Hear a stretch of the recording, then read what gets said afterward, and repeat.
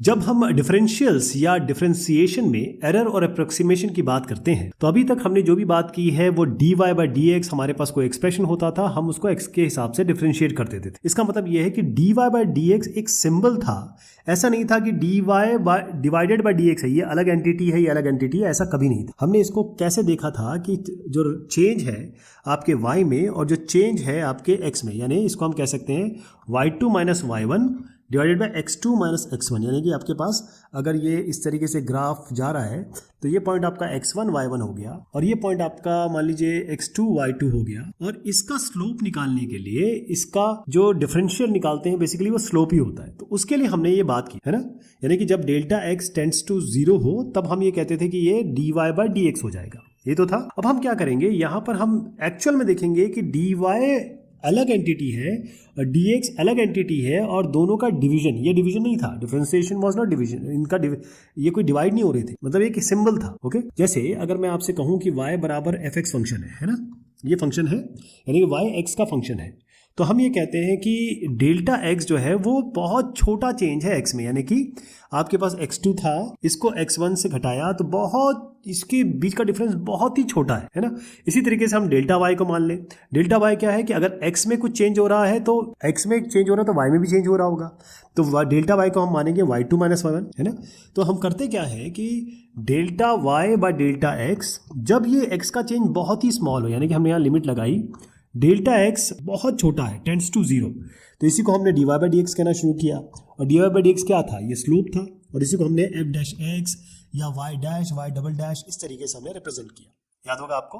तो basically dy by D x जो f dash x है और delta y by delta x जिसे हम कह रहे हैं, ये क्या होगा, अगर हम delta y by delta x इसको लिखना चाहें तो बेसिकली ये f डैश x हो गया, और ये तो dy बाई डी एक्स हम कह रहे हैं, तो delta y by delta x को रिलेट करना है f डैश x से, तो हमको कोई ना कोई इसमें कोई एप्सिलॉन या कोई एक वैल्यू डालनी पड़ेगी। जैसे हम यहाँ पर अगर इसमें ऐड कर दें एक एप्सिलॉन या कोई भी वैल्यू ऐड कर दें जहां पर ये एप्सिलॉन आपका 0 है, यदि डेल्टा x टेंड्स टू 0 है, तभी तो हम इक्वेट कर पाएंगे, क्योंकि यहाँ तो हम कह रहे हैं कि डेल्टा x टेंड्स टू 0, इसका मतलब dy बाई डी एक्स है, तो f डैश x से रिलेट करने के लिए हमको यहाँ पर एप्सिलॉन डालना पड़ेगा। एप्सिलॉन इतना छोटा है, ये तभी होगा जब delta x tends to 0। Clear है। तो अब इसको अगर हम delta y by delta x जो हम कर रहे हैं, अब हम क्या करते हैं कि डेल्टा x को यहाँ मल्टीप्लाई कर देते हैं, तो डेल्टा y बनेगा आपका f dash x delta x plus epsilon into delta x, या डेल्टा x को मैंने क्रॉस मल्टीप्लाई कर दिया। अब हम कह रहे हैं कि ये बहुत ही छोटा है जी, ये इतना छोटा है कि 0 के बराबर है, तो ये क्वांटिटी हट जाएगी, तो हमारे पास क्या आ रहा है f dash x delta y बराबर f dash x into delta x, यहाँ तक ठीक है। अब f डैश x क्या था, मैंने आपको शुरुआत में बताया था कि dy बाई डी एक्स ही तो f डैश x हम कह रहे हैं, यही तो हम कह रहे हैं। तो यहाँ पर क्या बनेगा, ये इसको मैं यहाँ लिखता हूँ, डेल्टा y बराबर f डैश x की हम dy बाई डी एक्स कर देते हैं इंटू डेल्टा x। क्लियर हो गया।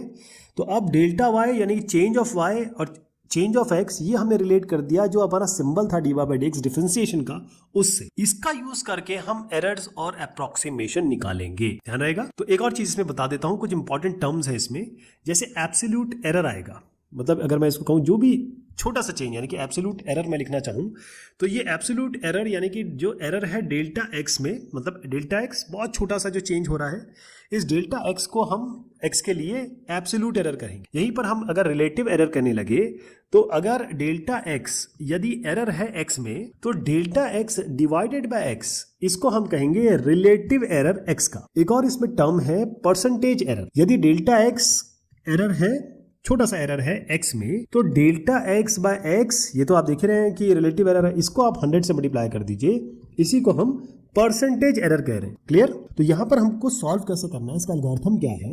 एल्गोरिथम के लिए क्या करना है, आपको जो भी इंडिपेंडेंट वेरिएबल है, यानी जो भी इनिशियल वैल्यू है, जो भी शुरुआती वैल्यू है इंडिपेंडेंट वेरिएबल की, यानी एक ऐसा वेरिएबल जो अपने आप चेंज हो रहा है, क्योंकि y तो अगर हम y बराबर fx लिखते हैं तो क्या हो रहा है, ये x की वैल्यू डाल के y आती है ना, तो ये तो इंडिपेंडेंट है, लेकिन y इस पर डिपेंडेंट हो गया।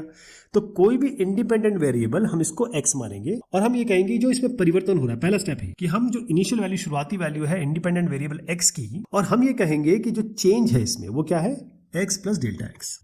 ठीक है जी, x plus delta x change है, वेरिएशन है। जैसे अगर आपने कोई ऑब्जेक्ट लिया और ऑब्जेक्ट को गर्म किया तो ये ऑब्जेक्ट थोड़ा सा बड़ा हो जाता है ना, इज द एक्सपैंड।